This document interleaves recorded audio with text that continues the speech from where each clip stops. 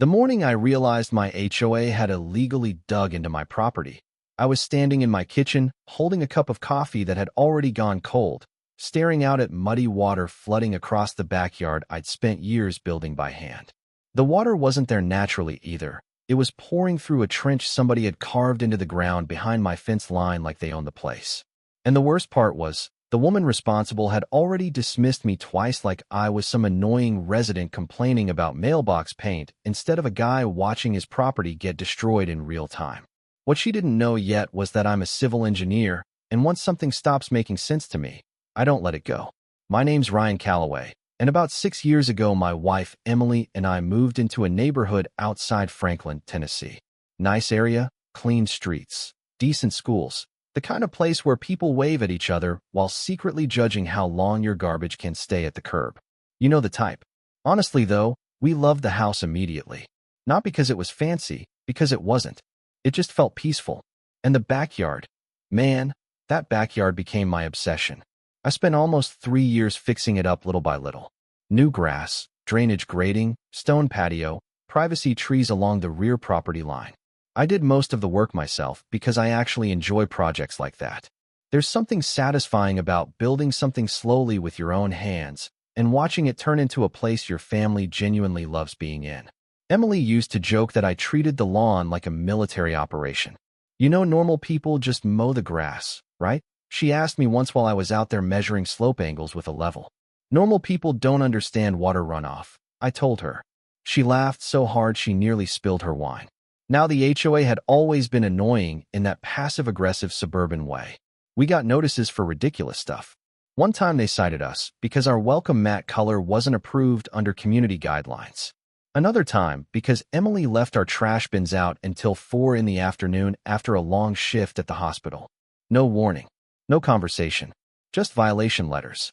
And at the center of all of it was the HOA president, Denise Whitmore. Denise was one of those people who treated neighborhood rules like federal law. Every conversation with her felt weirdly formal, like she was constantly performing authority for an invisible audience. At board meetings, she'd use phrases like protecting community standards while talking about flower beds and driveway stains. Nobody liked her, but most people tolerated her because fighting with HOA people is exhausting. They thrive on the fact that normal adults have jobs and families and don't want to spend Tuesday nights arguing about shrub height restrictions. So for years, I mostly stayed quiet. Then one Thursday afternoon in early April, I came home from work and saw construction equipment behind the common area near the back of several houses, including ours. Small excavator, utility trailer, couple workers digging some kind of shallow channel through the rear section near the fence line. I figured it was drainage work and didn't think much of it at first. The next day, though, I stood at the back window looking at the trench and immediately felt something bothering me. I couldn't explain it yet, but the grading looked wrong. The slope was directing water downhill toward my property, not away from it.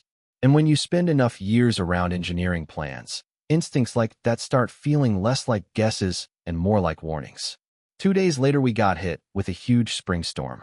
Heavy rain, thunder shaking the windows, gutters overflowing. Around dinner time, Emily called me into the kitchen. Ryan, something's wrong. Water was rushing through that trench like a creek, pouring directly into our backyard in thick, muddy streams.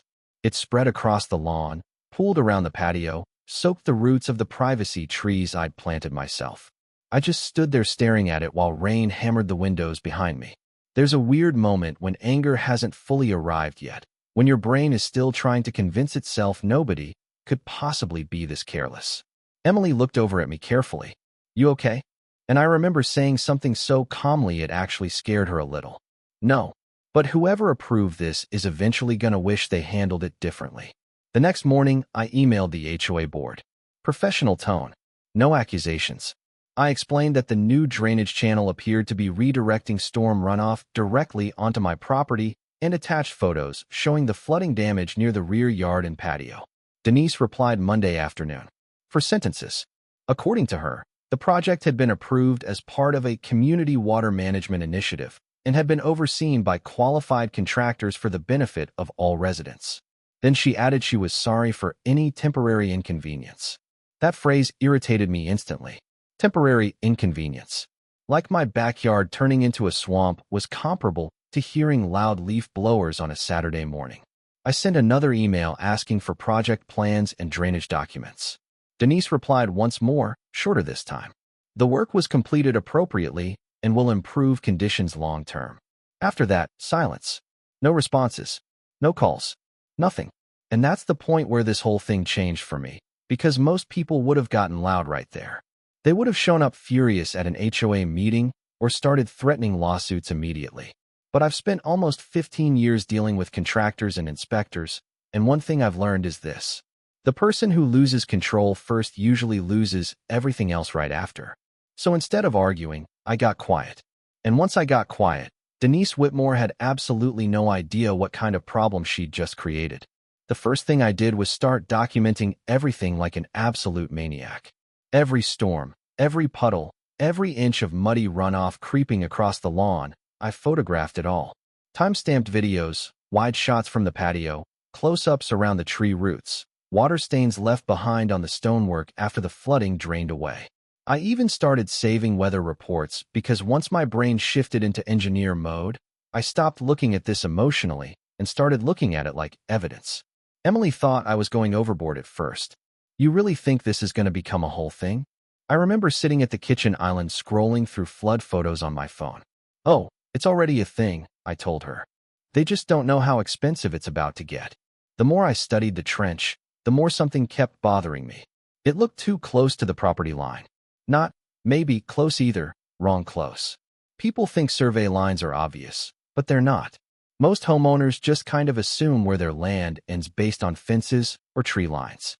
But I work around grading plans and property maps all the time, and eventually my instincts started screaming at me that somebody had crossed a boundary they never bothered checking. So I hired a licensed surveyor. Best $500 I've ever spent.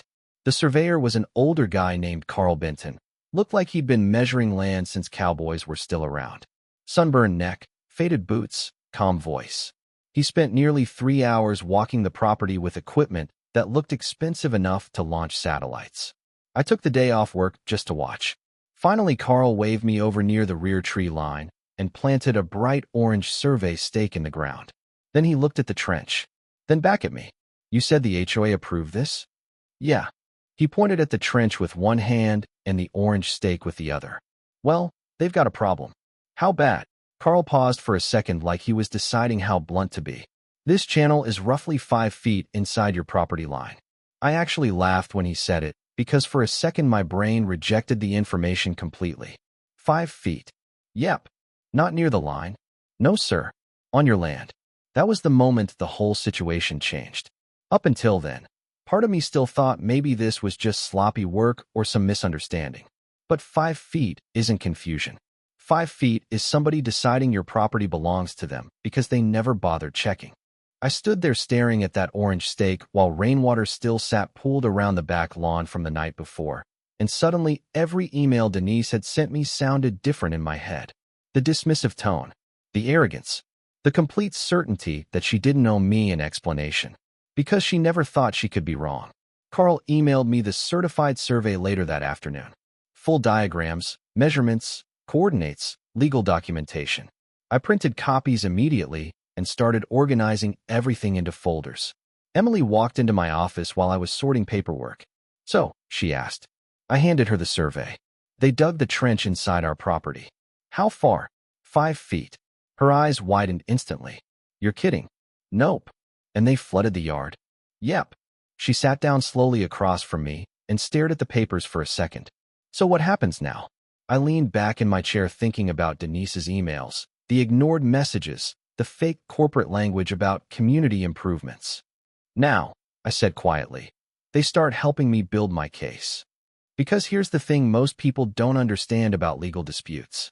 Evidence matters, but timing matters too.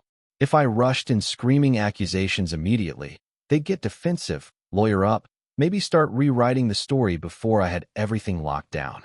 So instead, I baited them. I sent Denise another email, completely calm, almost friendly. I told her I was updating homeowner records for insurance purposes and wanted a few details regarding the drainage project near our lot. Specifically, I asked for the contractor name, official project title, and construction dates. That woman responded in less than an hour. I still remember staring at the screen, smiling to myself while reading it. She gave me everything. Project name, contractor company, timeline. And then she added this little sentence at the end that honestly belongs in a museum somewhere. We appreciate residents taking an active interest in community improvements. I almost admired the confidence. It felt like watching somebody sign their own confession without realizing it. The next morning, I called a real estate attorney named Allison Pierce. A friend from work had used her during a property dispute years earlier. I brought everything to the consultation. Survey, photos, email chains, flood documentation. Allison listened quietly for almost 40 minutes without interrupting. Then she picked up the survey report and leaned back in her chair. Well, she said, this is unusually straightforward. What does that mean? It means your HOA president documented her own liability in writing. There are few things more comforting than hearing a lawyer sound impressed. We talked through options for nearly an hour. Lawsuit, demand for damages, forced remediation, injunctions. Part of me wanted to go nuclear immediately. I wanted Denise humiliated publicly after the way she'd treated me. But Allison explained something important. Courtroom victories sound satisfying, she said, but efficient victories are usually smarter. So we built a demand letter instead. And man, this thing was beautiful. Every board member received their own certified copy individually, not just Denise. Allison explained that when every person on an HOA board suddenly realizes they might personally end up dragged into litigation, panic spreads fast. The letter laid everything out point by point. Certified survey proving encroachment. Flood evidence across multiple rain events. Written admission from the HOA president confirming the board authorized the work. Then came our demands. Complete removal of the trench. Full restoration of my property using contractors I selected. Replacement of damaged privacy trees. Reimbursement for the survey costs. Payment of attorney fees. Formal written apology from the HOA board. And finally, the part Allison called elegantly petty. Installation of a properly engineered French drain system on HOA property to solve the original water issue legally and correctly. Because the funniest part of all this was that they actually did have a drainage problem behind the neighborhood. Their solution just happened to involve illegally sacrificing my backyard instead of paying for real engineering. The letter gave them 30 days to respond before formal litigation. Their attorney called in 3. Not Denise. An attorney. And his voicemail had that careful calmness people use when they're trying very hard not to sound nervous. Mr. Calloway, I represent the Willow Creek Homeowners Association and would appreciate coordinating with your counsel regarding possible resolution. Possible resolution. That phrase told me everything. Allison called him back the next morning, and afterward she phoned me laughing. They're terrified. Seriously? Oh yeah. Apparently several board members had no idea Denise approved excavation without ordering a survey first. I blinked. She never checked the property line? Nope. That was the moment this stopped feeling like a disagreement and started feeling like a collapse waiting to happen. Because suddenly I understood exactly who Denise Whitmore really was. She wasn't evil. She was addicted to authority. After years of sending violation letters and controlling tiny neighborhood rules, she'd gotten so comfortable being obeyed that she stopped imagining consequences. Nobody had pushed back hard enough before. Until now. 2 weeks later, the HOA accepted every single demand. No negotiation. No resistance. Every term signed. Emily opened a bottle of wine that night while I reread the settlement agreement at the kitchen counter. You happy? She asked. And honestly, I had to think about it. Because what I felt wasn't excitement exactly. It was something quieter. The kind of satisfaction you get watching math solve itself exactly the way you knew it would. And the crazy part was, the real fallout hadn't even started yet. The restoration work started about 3 weeks later, and I'm not proud of how much satisfaction I got watching another crew slowly erase the HOA's disaster while the HOA paid for every shovel full of dirt. Actually, no, that's a lie. I'm a little proud of it. The company I hired showed up early Monday morning with 3 trucks, trailers, drainage equipment, fresh sod, and a foreman named Marcus who looked at the trench for maybe 5 seconds before letting out the kind of laugh professionals make when they discover somebody else created a catastrophe with complete confidence. Who designed this? He asked. The HOA. No, seriously. That is serious. Marcus just shook his head. Well, Technically, water always follows gravity, he muttered. But usually we try not to send it directly into someone's backyard. That became the unofficial theme of the entire week. Every contractor who saw the trench reacted like they'd discovered raccoons wiring electrical panels. Nobody could believe somebody approved this without checking property boundaries first. The first phase was removing the trench completely and restoring the original grading around the rear yard. Tons of fresh soil got brought in because the flooding had saturated and destabilized the ground near the tree line. 2 of my privacy trees had suffered root damage from standing water and had to be replaced entirely. That part genuinely bothered me more than I expected. I planted those trees myself during the first summer we lived there.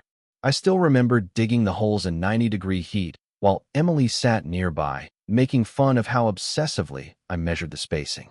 You know they're trees, not military recruits, right? It matters. Apparently, I'd been right about that too. The replacement trees were actually larger and healthier than the originals because the settlement agreement specifically required equal or better restoration. Marcus explained that part with a grin that told me he enjoyed billing the HOA very, very much. By Wednesday afternoon, the backyard already looked dramatically better than before the flooding started. Fresh sod covered the damaged lawn in thick green strips. The grading had been corrected properly, and for the first time in months, the yard actually drained the way it was supposed to. Even Emily stood at the back door staring out at it. Okay, she admitted, this is kind of incredible. That's what happens when actual engineers get involved. Oh my God, she laughed. You're never letting that go, are you? Absolutely not. The following week, they started installing the French drain system along the HOA's side of the property line. Real drainage engineering this time. Perforated pipe, gravel filtration, proper runoff exits, professionally calculated slope angles. All the things Denise apparently thought were optional. One afternoon, I asked Marcus how the HOA's original trench compared to the new system. He paused for a second. Well, he said carefully, the original trench definitely moved water. And now it moves water somewhere appropriate. I laughed so hard I nearly spilled my drink. But the moment I'll probably remember for the rest of my life happened late Thursday afternoon during the final phase of the drainage installation. Emily and I were sitting on the stone patio with a couple drinks, just watching the crew finish up. Warm Tennessee evening, smell of fresh dirt and cut grass in the air, sunlight starting to fade behind the tree line. And then I noticed Denise. She was standing near the HOA walking trail behind the common area, maybe 50 yards away, partially hidden behind some shrubs like she didn't want to be obvious about watching. And man, she looked completely different. Not angry, not confident, just diminished somehow. You ever see somebody after reality finally catches up to them? That exact moment where they realize authority only works until facts show up with paperwork? That was Denise. She stood there silently watching workers repair every mistake she'd made, probably calculating invoices in her head, while thousands of dollars disappeared from the HOA reserve fund because she couldn't be bothered to order a property survey. Emily noticed her too. Without even turning her head, she quietly lifted her glass and said, "To community improvements." I almost choked laughing. Denise stared for another few seconds, then turned around and walked away without saying a word. That was the last time I ever saw her. The total cost by the end landed somewhere around $14,000. Landscaping, drainage work, tree replacement, legal fees, surveys, engineering costs. All of it billed directly to the HOA. But honestly, the money wasn't even the real damage. The real damage was what happened afterward. Because once word got out around the neighborhood, people started talking. Quietly at first, then openly. Turns out Denise had approved the excavation project herself without bringing full details to the board first. Several members apparently didn't even realize the trench crossed private property until our attorney's letter arrived. And once people started questioning her judgment, everything unraveled fast. Neighbors began bringing up old issues. Fence disputes, pet violations, parking warnings. Years of petty HOA nonsense suddenly looked different now that everyone knew the person enforcing those rules nearly dragged the association into a lawsuit over basic property lines. One evening while checking the mail, my neighbor Greg walked over holding a beer. "So," he said carefully, "I heard you basically went to war with the HOA." I laughed. "Nah, more like a disagreement about where my yard ends." Greg looked toward the backyard. "Well, looks like you won." And that's the weird thing. I never really felt like I won. Not in the dramatic movie sense anyway. What I felt was relief. Because for months that situation sat in my chest like pressure. Every ignored email, every dismissive response from Denise, every storm watching muddy water flood into the yard while someone in power acted like I was overreacting. It changes the way you look at people. You start realizing how dangerous small authority can become when nobody challenges it. About 6 weeks after the settlement was completed, the HOA sent out a community newsletter announcing Denise Whitmore was resigning due to personal commitments. Emily read the email out loud at the kitchen counter and burst out laughing halfway through. "Oh wow," she said. "What a mysterious coincidence." The new board immediately changed policies. Professional property management company. Mandatory land surveys before any future construction. Better communication procedures. Basically everything I'd been asking for from the beginning. And honestly, the backyard has never looked better. The new drainage system works perfectly. Even during heavy storms now, water disappears exactly where it's supposed to. No flooding, no pooling, no damage. Sometimes after it rains, I still look out the back window, automatically expecting to see muddy water collecting near the patio. Nothing, just clean grass. A few months ago, we had friends over for a barbecue, and one of the neighbors looked around the yard before asking, "So how'd things finally end with the HOA?" I remember looking across the lawn for a second before answering. I think everybody finally learned where the property line was. And maybe that's really what this whole story comes down to. Boundaries. Because if Denise had simply treated me like another human being at the start, this probably never escalates. One honest conversation, one apology, one site inspection. Maybe we solve the problem together. But power changes people, especially tiny suburban power. After years of controlling harmless little things, Denise stopped seeing residents as neighbors and started seeing them as obstacles. And eventually she got so comfortable believing she was always right that she stopped checking the facts entirely. That's the dangerous part about arrogance. Most of the time it survives because nobody pushes back hard enough to expose it. Until one day somebody does. Anyway, I really want to know what you guys think.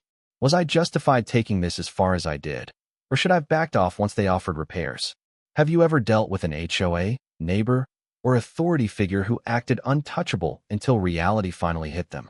Let me know in the comments because honestly, stories like this always divide people right down the middle.